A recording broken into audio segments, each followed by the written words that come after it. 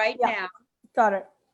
And I tagged you, Zarna, so it will go on your page, and you can share it on your page in case you want to be sure. And I'm recording it too, just in case anything should go wrong. We have to think like millennials right now. Yes, I get that. Yes, there's no more one answer. You know, in my day, if there was a problem, you called the Maytag repairman, and he didn't do anything because there was nothing wrong. Now, so I'm going to read you the introduction for our guest, everybody today. Welcome to Comic Spot. I am thrilled. I went to a show not very long ago, and I got to see Zarna headline, and she just kills. And I love every single joke she tells. Oh my gosh, you will love Zarna Garg. Here's her intro that she wrote, and I'll quote it because I don't lie. Zarna Garg is an Indian immigrant, mom, and a lawyer turned New York comedian and TikTok star. You can see her on TikTok, and she goes by Zarna Garg because that's her name. With more than 15 million views on the platform. You guys, that's almost more than the hamburgers McDonald's sold. She has performed stand-up at sold-out clubs across the country and headlined her own My American Dream at the famous Caroline's Comedy Club on Broadway. Unwilling to let the pandemic stop her, Zarna has kept audiences laughing with online comedy shows. I can attest to that, which were recently profiled in the New York Times. Give me a break. I once sold subscriptions for the New York Times. She's in it. And impromptu sets outside major landmarks across New York City, including Central Park and the Met. Zarna is also an award-winning screenwriter, you guys, with a movie inspired by her life story, currently in development. Oh man, I want to see that when that comes out, Zarna. This debut screenplay won Best Comedy Feature at the Austin Film Festival in 2019 and was also a 2019 semifinalist in the Academy Nichol Fellowship's screenwriting program. To learn more about Zarna, just check out zarnagarg.com. Go to TikTok too, you guys. 15 million views, and she's here at Comic Spot. Give me a break. Welcome to the stage from New York City. You can tell by the background in her picture there. Zarna Garg. Woo! Woo! Namaste, namaste. Thank you for having me, Linda. I want to meet Zarna Garg. She sounds amazing. All the things I write about myself, and then the reality I won't even get into. I think 15 million hamburgers, 10 million I've eaten myself this year. I mean, with the way this year is going. How are you doing, Linda? Thank you so much for having me. You're very welcome. I'm doing great. I'm staying away from people that just look a little bit sick, you know. In the head, wherever. Yeah. Pretty much everybody. How are you doing in the hub of all the illness? Listen, we've been the center of the center since February.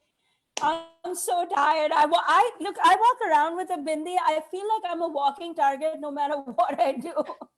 Even before the pandemic struck New York, I felt like I was a walking target. So we've been through the worst of it, and you know, it seems like there's a round 2 coming, but we're ready. We're ready with all that science has armed us with. Yes, it looks like we're going to have a vaccine pretty soon, and then all we have to do is worry about the side effects. Yeah. Yes, exactly. Well, first we have to worry about people taking them. It seems like there's a resistance to this. Who knew? Who knew? Even in America, people are like, we don't trust the doctors. I thought I left that behind in India. And I'm here. They're like, we don't trust the doctors. I'm like, this can't be happening. We moved here for you guys. This is the land of opportunity. Where's our opportunity? Yeah. Exactly. No, I mean, listen, it's gonna be good. I keep the faith, right? We have to keep the faith. Yes.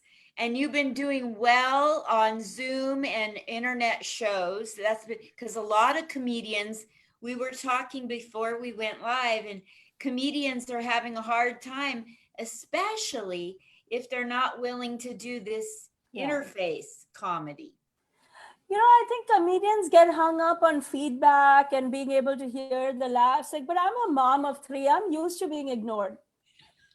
I mean, this isn't new for me. So I'm like, I've been talking in the air for 17 years now. I'm good. No, don't laugh. I'll still tell the joke. Yeah, no, I kind of saw the writing in the wall in March. It looked like, very quickly it started to look like this wasn't going to end as fast as we thought. Yeah. So, the next best alternative was digital. And honestly, it has opened up a whole new world to me. Whole new world. I mean, I've reconnected with people I haven't met in 30 years. Yeah. And I'm sure you're having the same experience because now you're doing shows. I mean, look at how we met. We met on a show that was filmed out of California. You were in Las Vegas. I was in New York, and we all brought it together. It was wonderful. It's so wonderful. Yeah. Jimmy Earl got me on a show with comedians from South Africa. When would that ever happen in my lifetime? No, and it's actually a lot of fun to hear a completely different perspective. And like, the exposure that we've had, if you're on the digital platform, has been crazy. It's wild. That's right. Of course, it's also exhausting. I do shows at all random time zones. So it's been very tiring because you're doing a show, it's night, it's day. It's like it all started melding into one at some point in the summer. Yes. What a great way to pick up fans from all over too, right? Yeah. And become a fan, honestly. New people that I've met that I would probably never meet, in real life in New York. So I'm always on a two-way mission. Like, I love seeing what other people are doing and what's going on in the world. And if they're intrigued or interested in what I'm doing, it's amazing. I welcome them. Well, I'd like to ask you a question about being a fan. And then I want to go back to your childhood and move forward. Yes. So for right now, you brought up being a fan. So just generically, I'm curious, when you're sitting and watching comedians do comedy, what is it that makes you laugh the hardest? Because I am a comedian and you're a comedian, the joke, the structure and the writing behind the joke really resonates with me. I am a writer, so I kind of understand a little bit what must have gone into creating this. I'm not a big fan of the dirty humor. It's not really my wheelhouse. It's not. Sometimes it just gets you because it's so unexpected, but generally it's not my thing.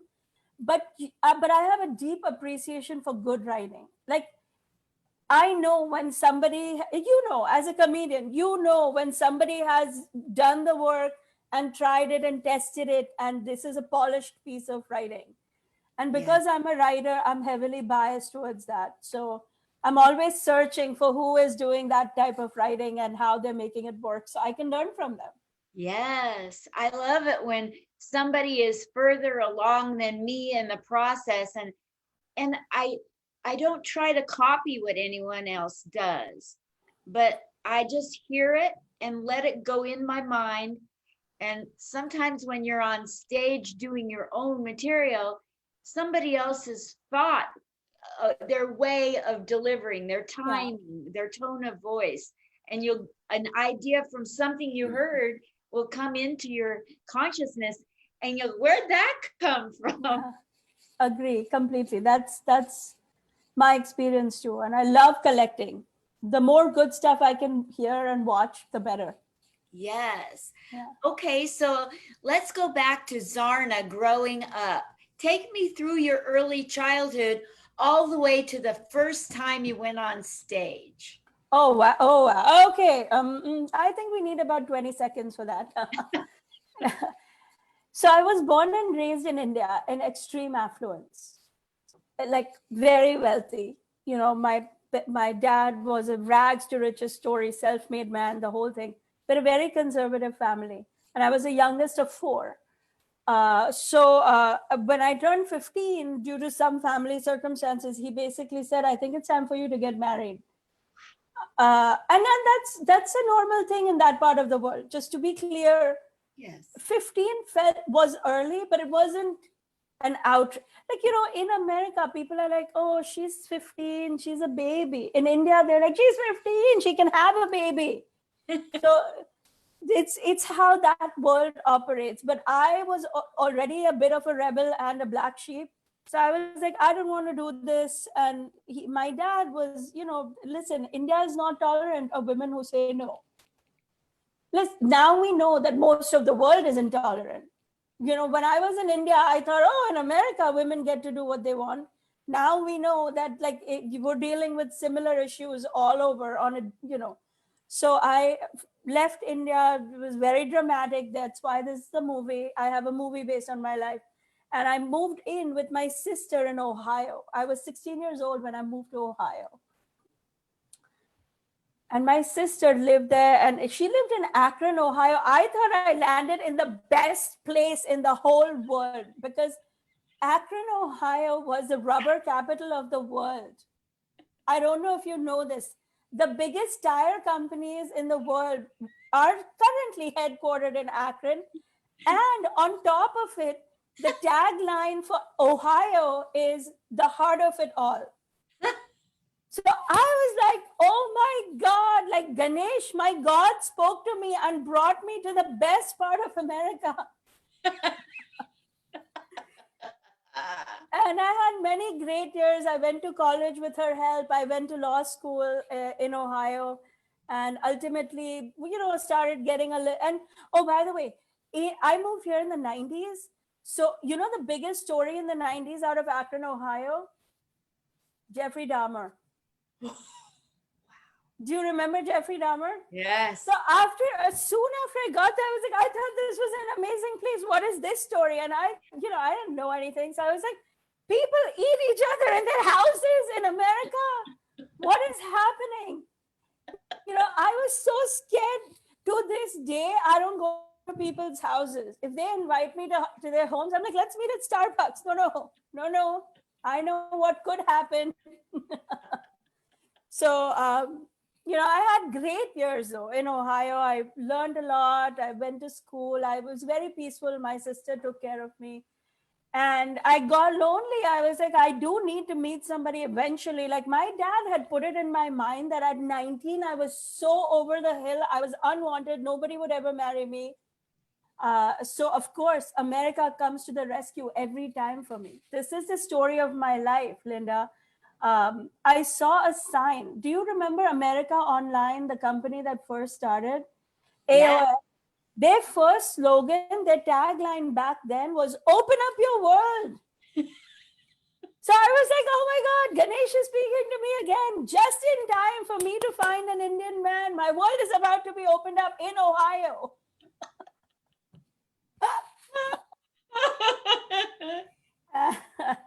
Craziness. I logged on. I was like, 1999 to open up your world. It's expensive, but I'll do it.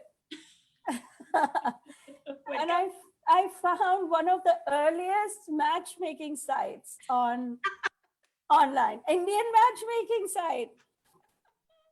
And I put my own ad out there because I didn't have anybody to speak for me. My parents didn't want to do it. My sister was busy raising her kids.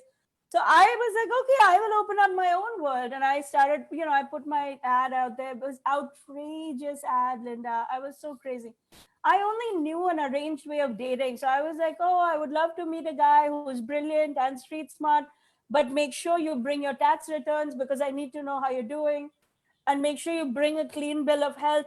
Listen, pre-COVID, this was funny. I can now see it happening after this year. I can now see after 2020, if anybody goes on a date, they're going to be like, can we see your immunization certificate, please? Don't you see it? But I was like crazy. I put anything out there. And my husband, my now husband, who was, a student in himself, was like goofing off on the internet with his friends. And he said, they all came upon my ad, this bunch of Indian college boys. And they were making fun of my ad and responded to me saying, you're crazy. Is this crazy? This can't be real.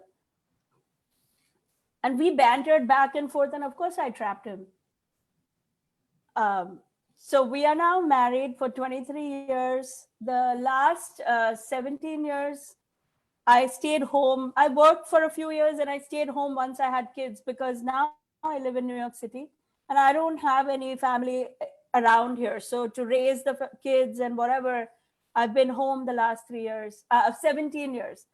And I went back to work about 2 years ago. I wrote the screenplay and started comedy after I got done with the screenplay. And that's, my whole life, people have told me, you're funny. But if you're Indian, that means nothing. Like if somebody says you are good at math, okay, you could be an accountant. You're good at science, you can be a doctor. If somebody says you're funny, I was like, I don't know what to do with that. So I literally Googled jobs for funny people. What did it say? And I found, I was like, stand-up comedy, like Linda, this is a completely true story, that I found myself in the basement of a Mexican restaurant at an open mic, not knowing what to do. And the lady who ran it, who's a good friend of mine now, I said, I don't know what to do, but I'm here to see what funny people do. And she said, just go on the stage and say anything. And I was like, just anything? And she said, anything you find funny. So I got up there and I looked around and I was in such a state of shock. I was like, white people do this? It's like, it never occurred to me that you could just stand on stage and tell jokes, and that's a job. Like, that's a real thing. And that began, and like the whole audience just cracked up when I stood there in utter confusion. And that became the start of my comedy journey in America. Were you nervous going up the first time, or were you fearless? I think I'm supposed to be humble and say I was nervous, but I wasn't. Me neither. Yeah, I mean,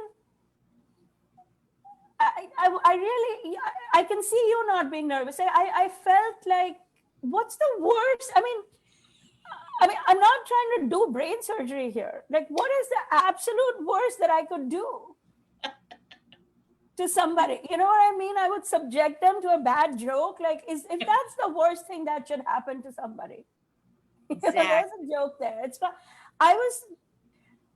The first time I got on stage, I didn't know what a joke was. So I was just rambling funny stories. I was like, oh, and this happened and that happened. And then I observed this and blah, blah, blah. So when I got off the stage, the woman said, you're very funny, you're very natural, but you need jokes. So then I went home and I did what I should do, every good Indian person does and every good learner does. I Googled, what is a joke? I was like, I couldn't understand. I was like, I made everybody laugh. Why is she telling me I need jokes? And then I understood that a joke is a specific thing. And then it started to fall into place. Then I started to write it structurally.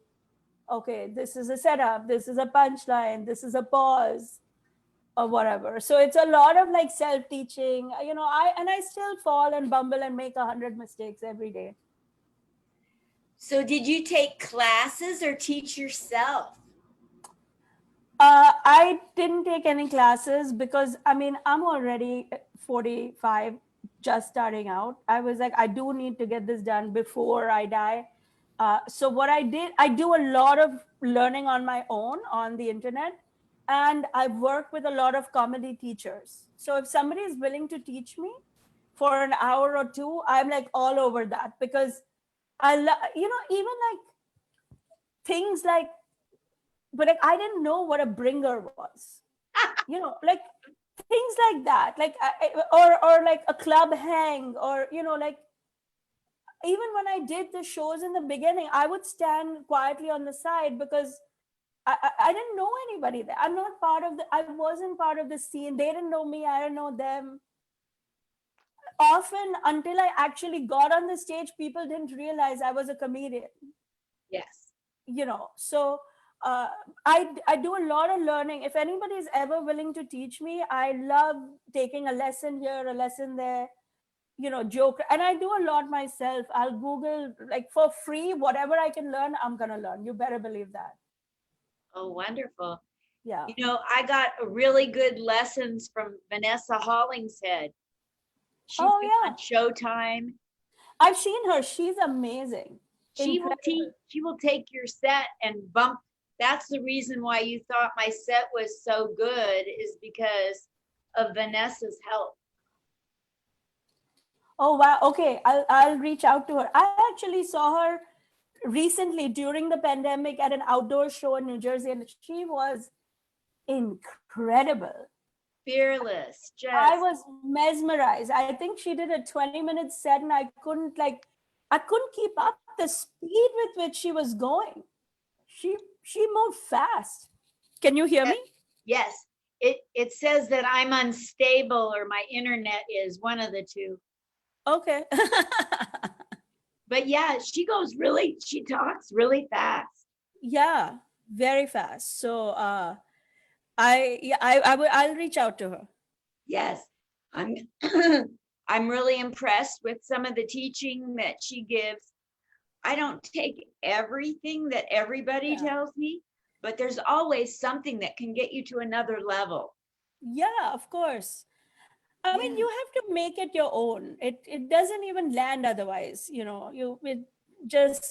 have to land something with conviction. So I'm like you. Like, I take advice from everywhere. I take lessons, anecdotes. I might even look at somebody's joke and really appreciate the structure and be like, what can I do something like this with my story?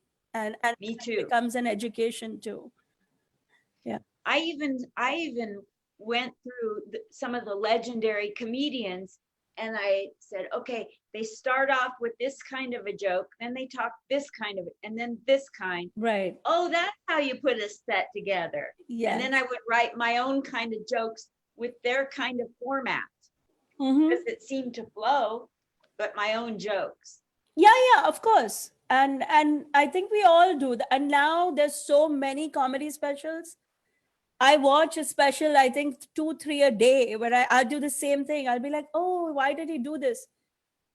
And it makes more sense. The more you do it, the more it makes sense why people do things a certain way. Yes. And sometimes a comedy coach, a friend, will say, oh, you should talk faster. Oh, another one says, talk slower. And so, like, I'll do part of my stuff fast, and the stuff I think that people need to really understand, I'll go slow. I can't follow everybody's advice. I can only try to assimilate it the best I can. Yeah, I agree. And I don't think the point is to follow everybody's advice. Because you do you, I do me, and there's so many times, and I'm sure you have this, when a joke lands, that's not really a joke. I'm not even sure why it's getting a big laugh. Yes. But it's some of my best stuff, and I keep it. I know their teachers will be like, well, that's not really a joke. I go, but it's making my audience laugh. I'm keeping it. Yes. Yes. This is not, this is not an exam, and it's fine. Whatever makes it entertaining. Yes. Yeah. Sometimes it used to be, if it had setup and a punchline, it was a joke. And now people are saying things, maybe they'll say a setup and a funny word, or a funny phrase. And it doesn't need the whole entire perfect structure. It still gets a laugh, and it's taking a shortcut, but it's working, Yeah, I mean, you can't always do that, but sometimes it's also changing up the flow a little bit, so you're not doing the same thing over and over. It kind of changes it up a little bit. So yeah, I think I think in the end, whatever makes it entertaining for the audience. Yes. Because the best joke and the best structured story doesn't mean anything if it's not entertaining to the audience. What are we doing this for? Yes. And one of the things I learned from Steve Marshall, who's helped comedians, he's helped Lisa Lampanelli and Tracy Esposito.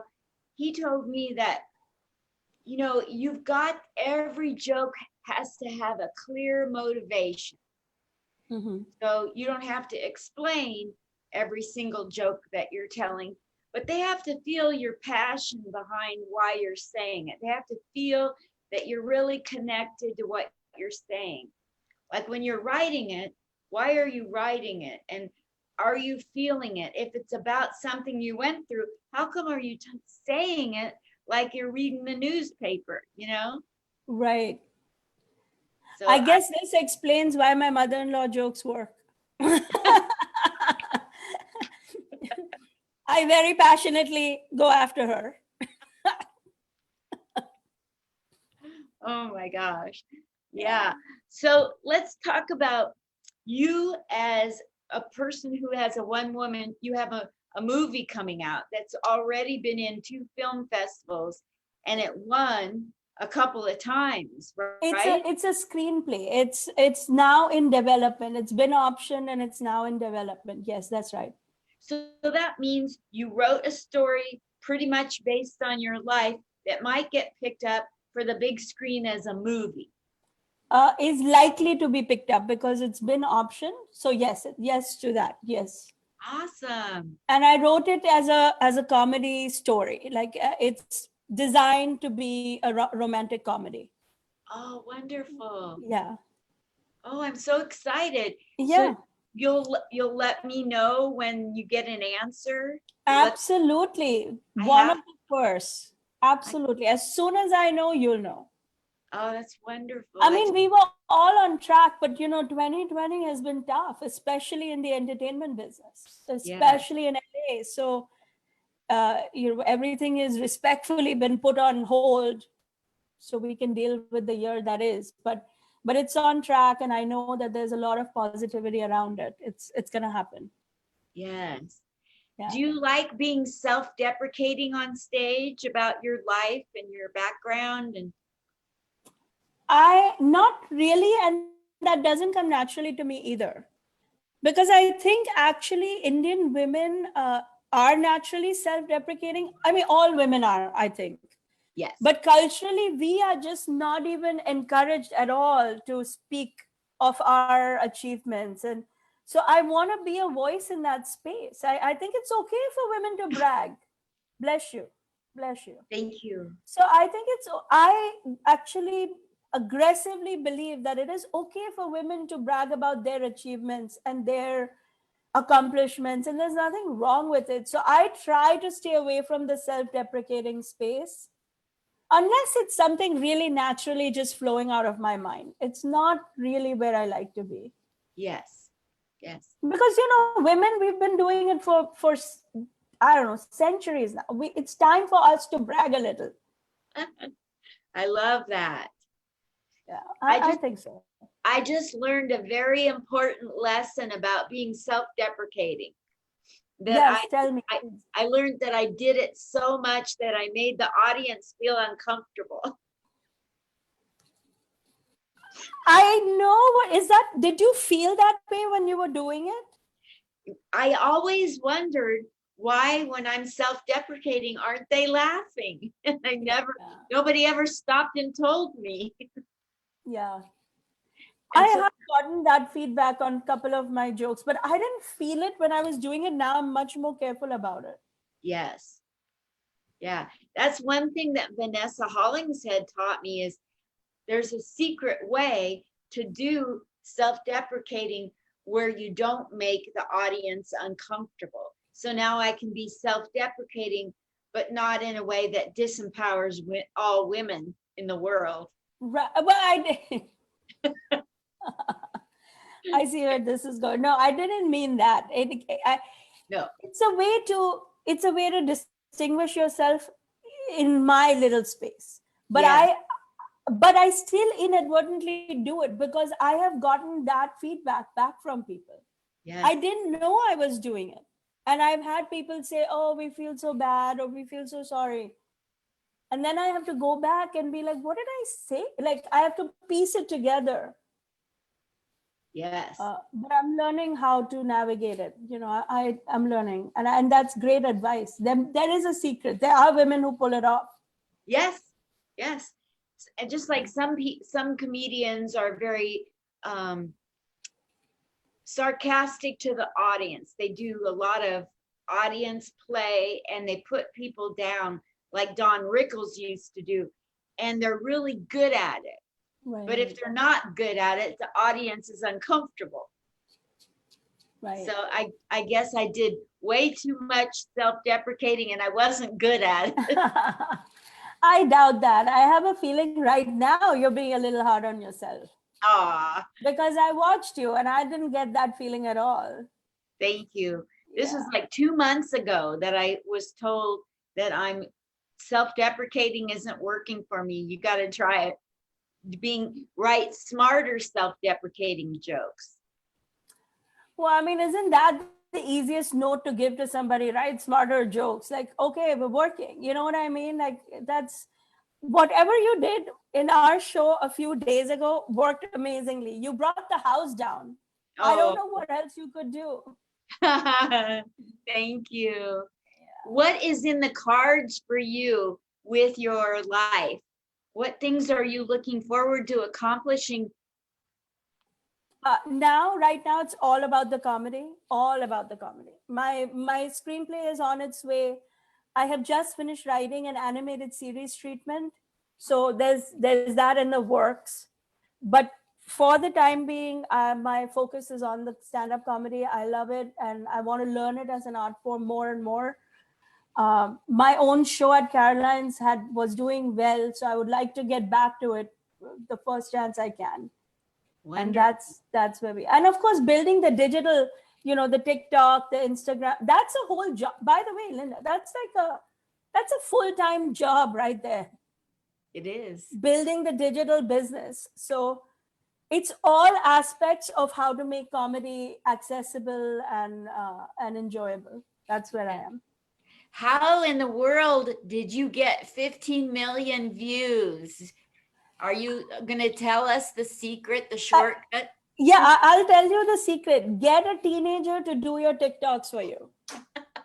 I promise you that if I had, see now, self-deprecating and honest, I promise you, if I had done it, we would have had 15 views. I put all my kids to work. I'm a big believer in child labor.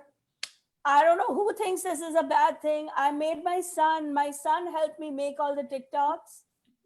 And whatever he did worked, because I know, I can guarantee you, if I made those TikToks, we wouldn't have even broken 20 views. No way. But he just knew. And it's quirky things like you wouldn't even believe. Some words in the captioning were misspelled. And the mother in me was like, what are you doing? And he's like, Mom, trust me. Because TikTok is it's the Wild West. It's like they have their own ethos, their own language, the things that they value. And spelling is not one of them. I learned that. But he did it for me. And that's the big secret here revealed. So if you don't have a son or a daughter that age, go rent one. They're all home. No one's going to school. They're available. I mean, think of a better side hustle for a kid. They could get paid to make TikToks. But that's what did it. I couldn't have done it myself. No way. I couldn't even understand it took me months to figure out what was happening. Like the numbers kept rising, but I couldn't. And I have my right arm. I've now lost one of the nerves because I respond to so many comments.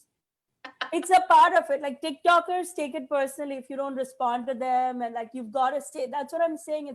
It's a full-time commitment. You cannot blow if you want to grow it.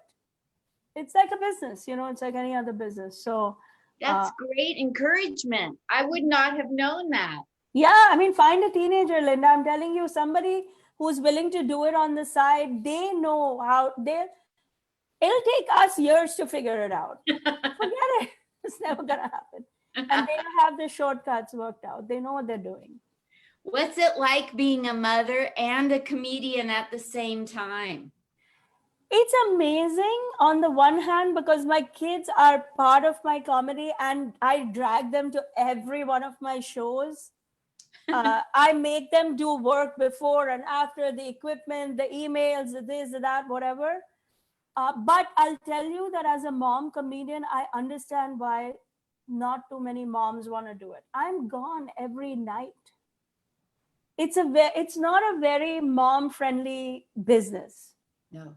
You know, I wish I could do it in the morning and be home. So the one thing I've lost in the last 2 years is that I'm just not home at dinner time, and weekends are ridiculously busy, you know, at a time when my kids can finally relax. But I make them a part. Like, they were at every single one of my shows all summer. I made them join me because I didn't want to lose my time with them. And also I wanted them to see what it was, what it took to have a successful show. Yes. Because I produce a lot of the shows too. So they know the stress of selling tickets and getting all the details in place, having the equipment work. I mean, we were doing shows in Central Park. It would start raining. Now what do? You have 50 people there. So you got to run and find, like, it was a whole thing. And they learned with me. It was great.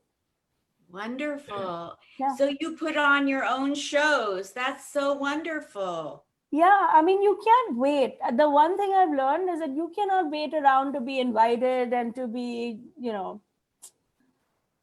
And this year, I just decided that the need for laughter is so great. I don't even care who invites me, who doesn't. I'm going to just tell jokes. If I make one person laugh, it's worth something to me. Absolutely. Yeah. I never saw human suffering like this in my life. This year, exactly. So I mean, you know, I was like, if I can make like a random passerby in Central Park laugh and his day is better because of something silly that I said, I think it's worth it. I should do it. Absolutely. I kind of looked at it as a bit of a public service thing, honestly. You bet. You bet. Yeah. I think that comedy is essential. They're saying it's not essential, but I disagree, especially in this 2020. I don't know who is saying this, because if you look at social media, it's the comedians that are keeping people sane. Yes. I don't know, the politicians are insane for thinking that it's not essential, because who are they? They're probably scrolling and watching our jokes. Yes. They Yeah. to stay sane. Exactly. So I don't know. I mean, we would die if all we ever read was like the news and COVID related information. Yes. So you're going all around the country with your comedy, aren't you? Eventually, once things open up, absolutely. It's next on the cards. And I have a lot of interest from all over, actually now all over the world. It was originally America, but now, you know, but we have to get to that stage safely. Yes, yeah. That's right. Yeah. Well, I want to leave it open for you to talk about anything you want to talk about that I didn't cover, where we can follow you, how we can assist you, what, again, any links you want to talk about.